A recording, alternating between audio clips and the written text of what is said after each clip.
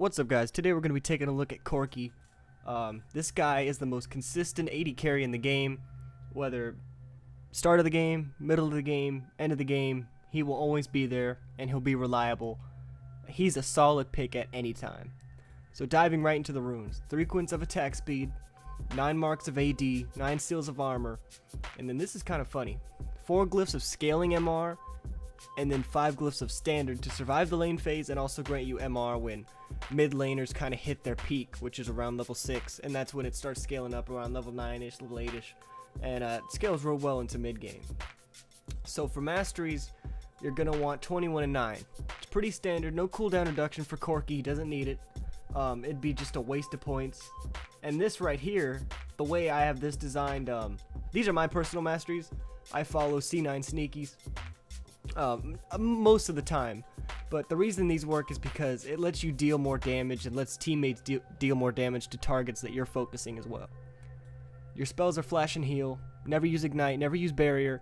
I see a lot of people substituting barrier. Newsflash, this isn't season 3. Get on heal, or you're just an embarrassment in lane. No, but it heals better. So here's a standard build. Trinity Force, you're always going to build Sorcerer's Shoes. He's the only AD carry that does that because he uses a ton of magic.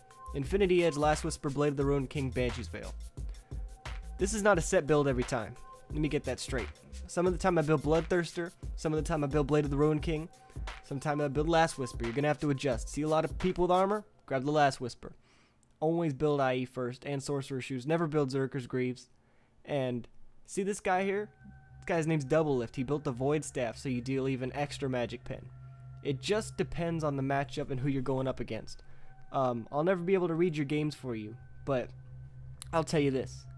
The majority of the time, it's going to be Sorcerer's Shoes, Infinity Edge, Bloodthirster, Trinity Force. Of course, did I say IE first? I meant Trinity Force first. Get that right. Trinity Force first always.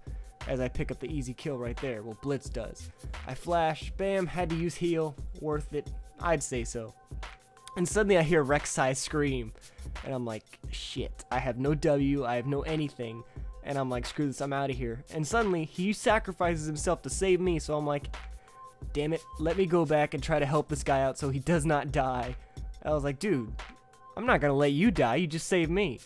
So, hands down, there it is. So anyway, Trinity, IE, Bloodthirster, Sorcerer's Shoes. Go from there. Probably Last Whisper, Blade of the Ruined King. I wouldn't even get GA on Corki. I don't know. I just don't think we'd need it. So right here, you could just see the raw power of Corki. I'm behind the kill. She killed me in lane already, and I'm out dueling her. You'll always outduel Vayne, except for maybe late game, but even then you have a chance just because Corki has raw burst. I see her coming up here, and I ready my missile. Boom. Deleted.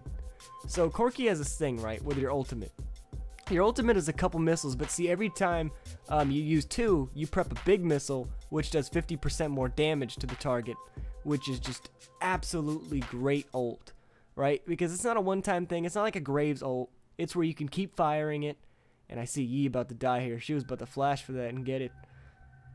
Not going to happen on my watch, buddy. But anyway, the ult, it's a poke ult. It's a poke ult, but it's also an engage ult. You can store up to 7, and you just want to mainly focus the AD carry with it.